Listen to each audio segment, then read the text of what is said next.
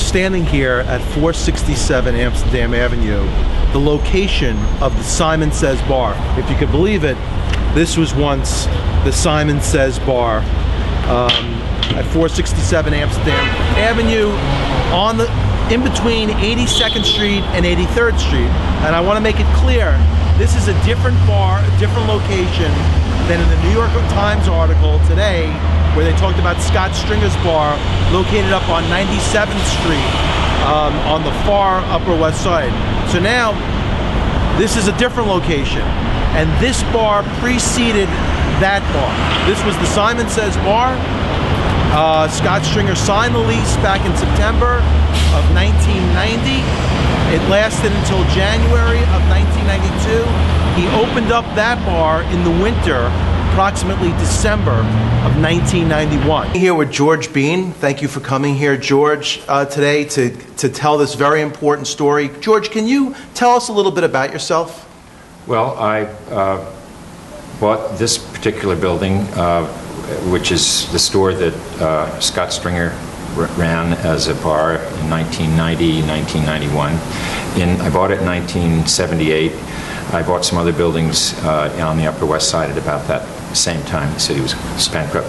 So is that your business? You're a New York City property owner or landlord? Very small-time landlord on the Upper West Side, and I live in this building, raised my family here, right upstairs. And we're at a location downstairs at 467 Amsterdam Avenue? We're sitting in a store that was once occupied by Scott's Bar. You read the New York Times article this morning, correct? Yes. Okay. And that was referring to a bar called Uptown Local. Scott Stringer ran that bar from January of 1992, correct? Yeah. Well, that's what according to the says. article. Now, where we're sitting here today at 467 Amsterdam Avenue, that was a different bar, correct? Yes. Oh, sure.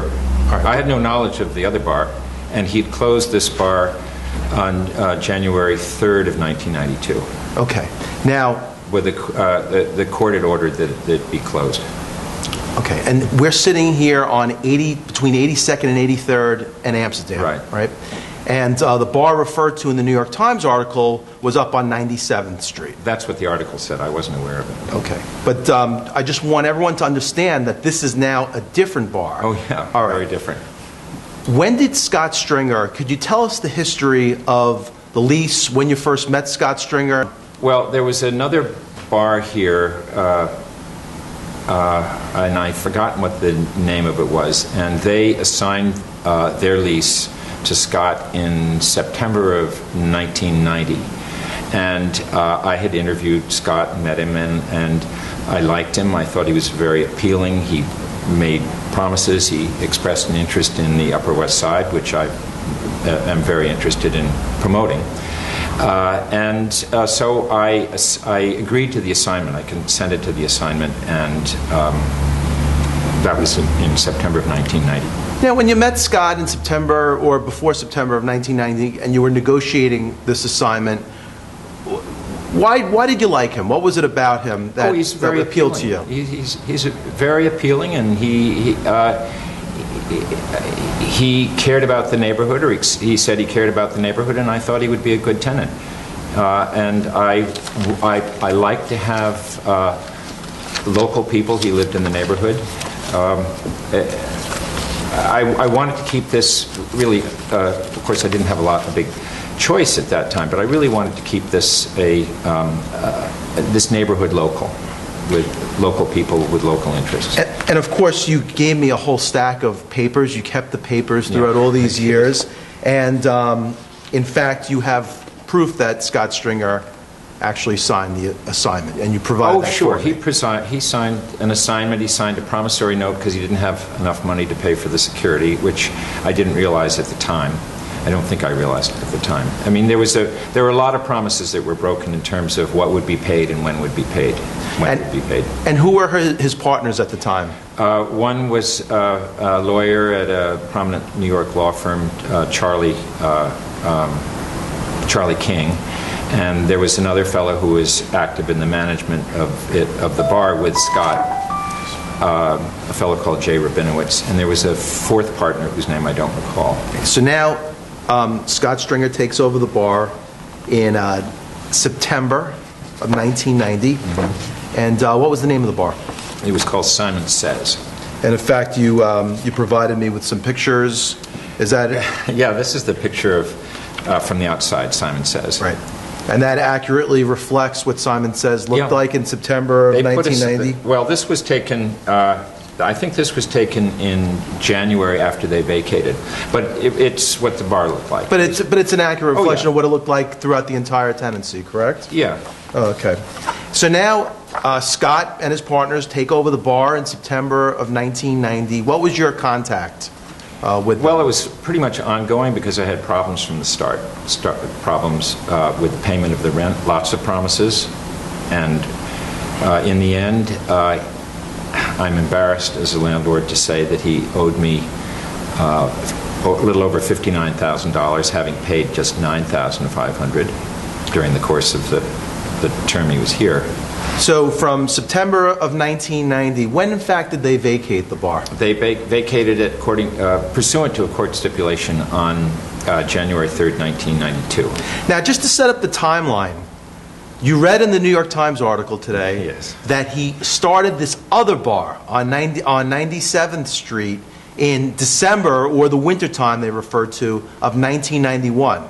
That would overlap the time where he vacated this particular bar. Is that correct? Yeah, it was when we were in court and I got the final judgment and final stipulation. I think it was December of 1991. And he made certain promises. He was going to leave on a certain date. He wanted to be able to have a final cash New Year's Eve party, cash bar. And so I was willing to do anything, including I realized I was never going to get the money. I just wanted the bar back. I wanted him out. So now, the total amount owed throughout the entire lease period was around $67,000? Well, yeah, it was something like that. Around $67,000. Yeah. We have the actual documents here where we have it. But so throughout this entire lease period, he only paid around $7,000. No, I think it was $9,000. Around $9,000. Not between $9,000 and $10,000. Between $9,000 and $10,000 out of the $67,000. Yeah, I really wanted to work with him. I wanted to succeed. Yeah, why would you, as a landlord, why would you allow someone that much leeway? If I had had partners here, I never could have done it. But I owned the building with my wife and children, and I wanted to succeed. I believed in Scott. Up to a point, and then there was so many problems that I didn't. And the other thing is, I wanted him to. I believed in him up to a point, and then I said, Scott, I'm going to have to take you to court. Now, he and Charlie were active in politics at that time, and said, well, it usually takes 3 months to get into court and get somebody out, but that's not going to happen with me. And it didn't. We went to court, I think, in April of 1991, and he was not evicted or didn't leave until January of 1992. Now, I have your sheet in front of me. It says that he paid around $9,500 throughout the whole tenancy. Is that accurate? I guess so. And the balance is $59,486, correct? That's my recollection. Now, as I read through this spreadsheet, this statement, I see areas marked NG check, bad check charge. Can you tell the viewers what you're referring to there? Well, it kind of goes along with the promises to pay, and the promises were sometimes accompanied by a check, which bounced. A lot of checks bounced. I remember twice there were always excuses why the rent wasn't on time. One was that Scott was mugged in the vestibule of his building, his apartment building. Another one was that he'd lost the checkbook. I don't remember the others, but they were really. But what were the excuses from Scott Stringer? And this was Scott Stringer who you were dealing with the entire time. That was Scott Stringer 20-some years ago, and he was even more appealing than he is today, and he's a very popular politician for many good reasons. Same guy that's running for controller today, well, yes, the chief financial officer of the city. Well, he wasn't very good at money when he was dealing with me. All right, so now you articulated some of the excuses. He got mugged in the vestibule and all these other excuses. But what about the actual? My recollection. But what about the writing of a bad check, though? which, which is a crime to Well, write it's a bad check. inexcusable, but that's what the record says, and I don't have particular recollection of individual checks, but Right. that's the printout of our. Well, here's one check where you were returning the I check returned it because I'd asked for payment, and they promised the payment, or maybe the payment was promised in court. I don't remember, but it was not for the right amount. And that bottom signature is Scott Stringer? I think it is, but I think it is. It looks like Scott Stringer's. It's not Charlie King's. Right. We've gone through the issue of that he wasn't a passive investor in this bar, correct? And he confirmed in an affidavit in court that he was not that he was not a passive investor, that he was active here at least 5 days a week on the premises. And you provided me with that affidavit. Yeah. Okay, and that's in our stack of paperwork that he signed an affidavit. Now, he was also the president of the corporation that owned the business. And how do we know he was the president of the corporation? Well, he signed. This is a certification. Whenever I do a lease, I have a certification of officers, directors, and shareholders, and the president and secretary sign it, confirming who they are.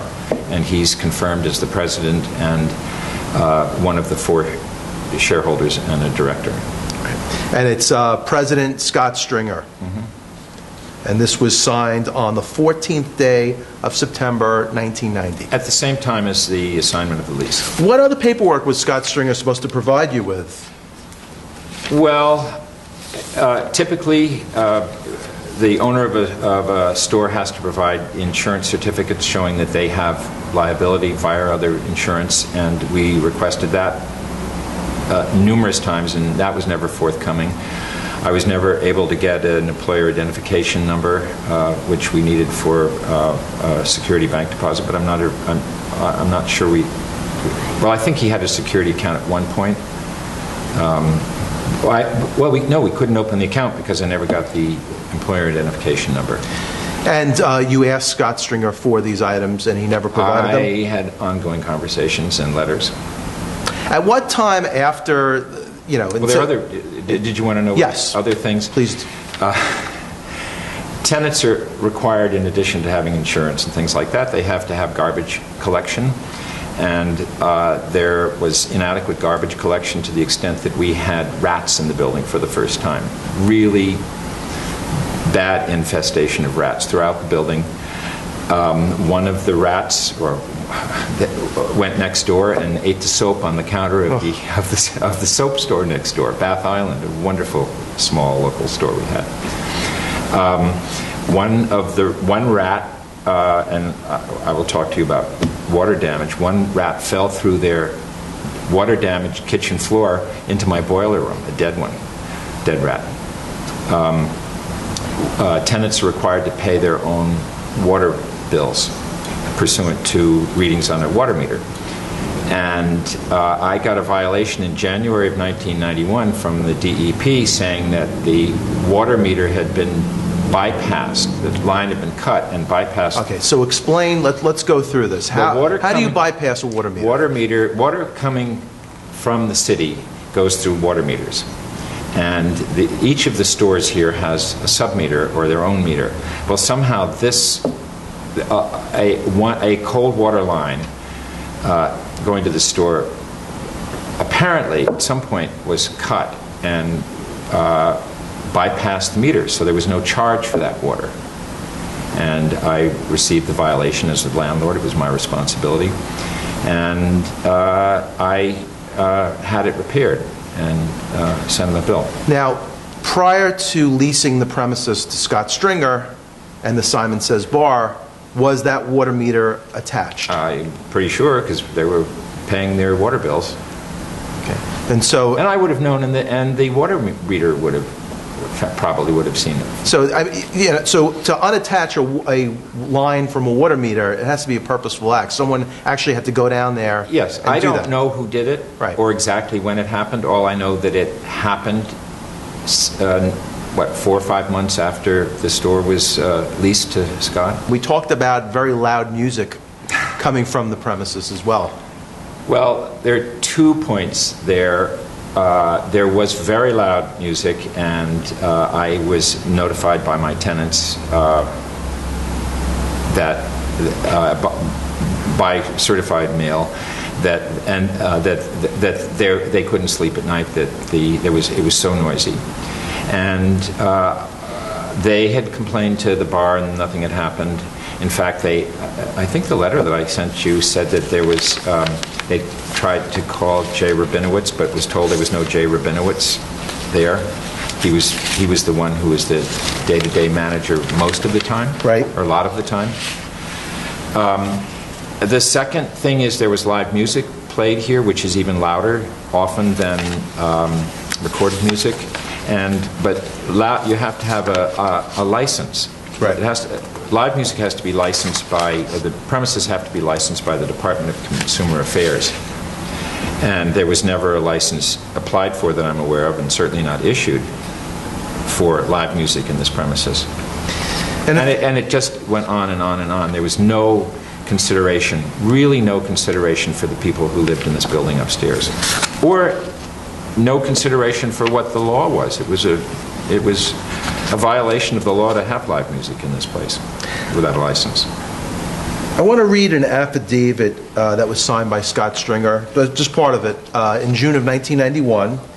It says, since mid-September 1990, I've been working at 467 Amsterdam Avenue, New York, New York, an average of 5 days a week. Either I or Jay Rabinowitz have been on the premises virtually whenever the premises have been open since mid-September. During that time, no summons or petition in the above captioned action has ever been served either on West 106, Friends Inc., or at the premises. Now, this affidavit that you showed me before, is that a fair and accurate representation, a copy of the affidavit? I made the copy of this is a signed copy of a signed affidavit and notarized. Scott's signature is notarized on June 26, 1991. Right, and in that affidavit, he admits to either he or Jay being the managers of the bar, well, either on one premises, or the other, on the premises. Yeah. And I didn't come to the bar right at night or in the day. My conversations were mostly by telephone. Now, so I didn't see him here. But that's what he says, and I have no reason not to believe him. All right, so pretty early on, you knew things were not working out in the bar? Very early. Yeah, but, well, I don't think I went to court until, I think I gave it until April. Okay. So in April, you finally had enough, you gave them a chance, you took them to court. It was, I guess it was mostly unpaid rent, but probably other violations of the lease, too. The violations of the terms of the lease were pretty much ongoing. I mean, it was a long list. Right. In fact, you wrote them they were in violation. You wrote them a letter showing all the various places of the lease that they were in default, including the unpaid rent, the repairs, the leaks were not repaired. You wrote them a letter. The rats, I think. That they didn't provide you with insurance, any proof of insurance whatsoever. You had thrown that in. And also failure to remove garbage where the rats were formed. So do you remember writing this letter on July 10th, 1991? Well, it certainly came from my office. It's my signature. I wrote the letter. I don't recall actually sitting down and writing it, but clearly this is my letter. Right. Okay. And then tell us about the court proceedings and what took place and how it ended. Well, there were 3 or 4 court proceedings, 3 different times we were in court with stipulations. There were probably postponements, and I know we did get judgments and warrants, which were warrants of eviction, which were stayed, and because I don't remember all the details of it, but in the end, the final stipulation in December of 1991 was that he agreed to go out. They had, and on January 3rd, by January 3rd, on or before. Okay. And I think they had to pay I don't remember what the terms were with payment. At that point, I just wanted him out. So Mr. King made a deal with you that they would leave the premises by January 3rd of 1992. That's right. Correct. And can you tell me about from the time that deal was made to the time that they left finally in 92? Well, did they in fact leave in January of 92? Yes, they did. They said that they expected to do, it was just before Christmas, I think, that the stipulation was signed, and they expected to do, have parties, private parties. And they stipulated that they would give the proceeds of the cover charge to us, minus any expenses. And that seemed the only way. I wasn't going to rent the store during that time, and that would be the only way we would be able to get anything at all. We didn't get anything at all, and they did have they had a busy Christmas season. They had a final cash bar on New Year's Eve, and very loud, I understand, and then closed. I think it was that on the 1st or the 2nd, but they gave. I believe they gave possession on the 3rd, and according to stipulation, the premises were supposed to be turned over broom clean. They weren't. They were. It was as if there'd been a huge frat party here, with everybody anybody ever knew here, and they just walked out. It was the biggest mess I have ever seen in my life, and we had to. My employees and I were here cleaning it out. I think there was vomit in the sink. It was just, it was disgusting from start to finish. In fact, you provided me with some pictures. Do you recognize what's in this picture? I do. I can't figure out exactly what's in the sink. You could hold it up.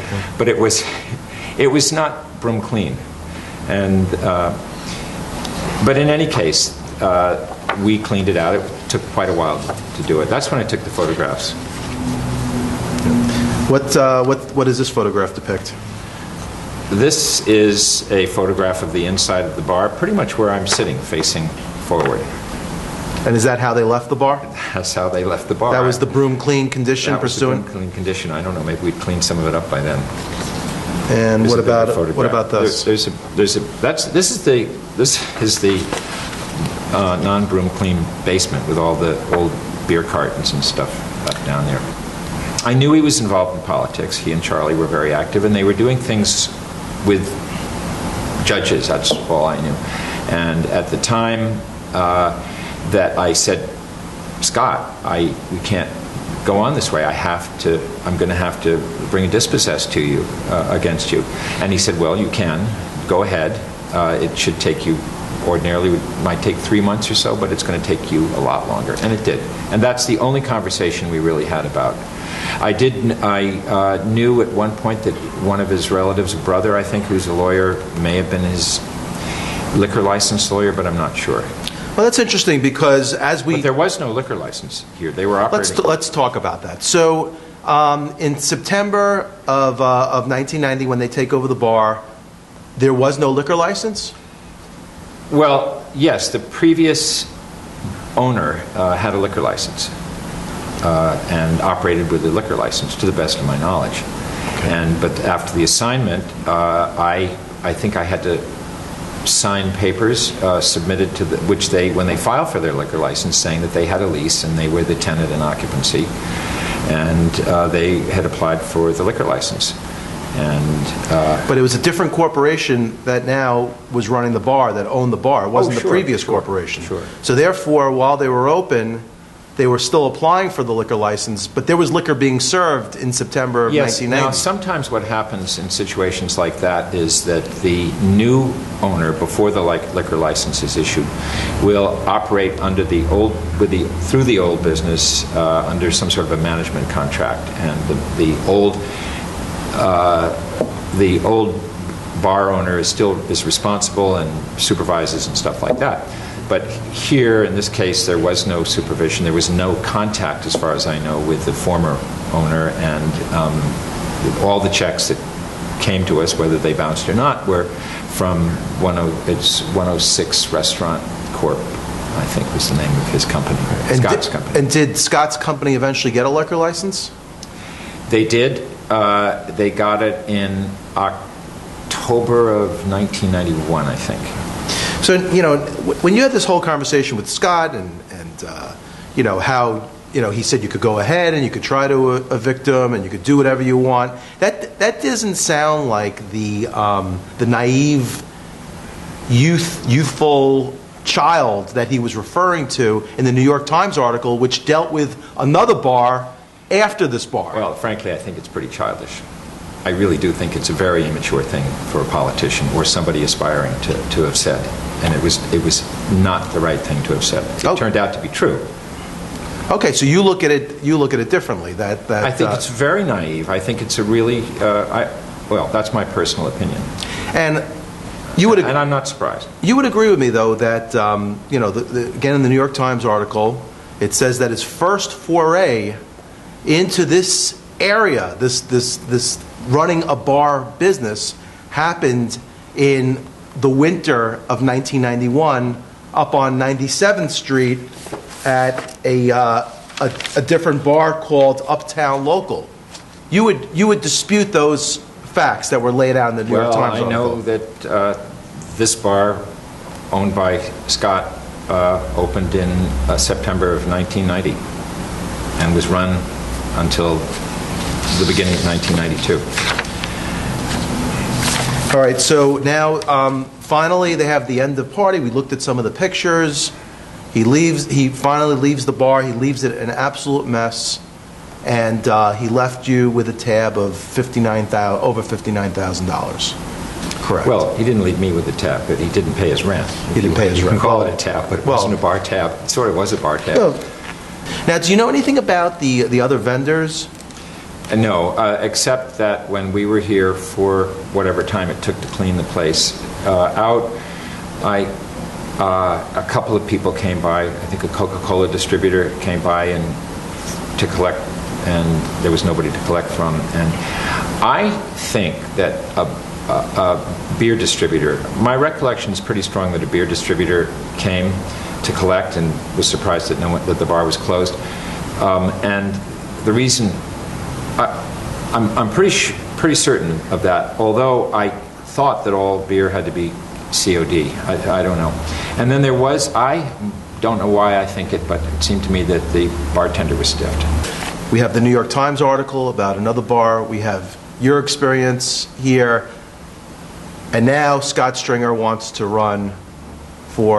running for the New York City Controller, the Chief Financial Officer of the City of New York, the person that's going to oversee a multi-billion-dollar pension fund and a multi-billion-dollar budget, about a $47 billion budget, I believe the City of New York has.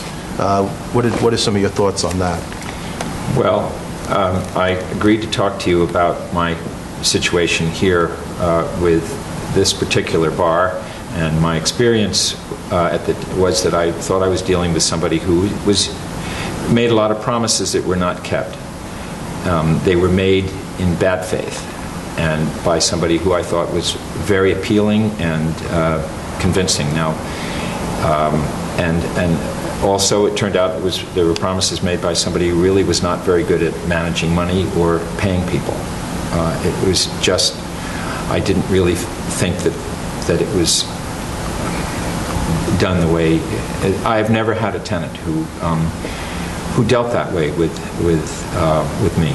I've been in business as a small Upper West Side landlord since 1976, and I have never had anybody who's made so many promises which appeared to me to be in extremely bad faith, or anybody who has so wantonly disregarded the tenants and the other tenants in the building, or the owner of the building, and both financially and in every other way, it completely irresponsible in my opinion.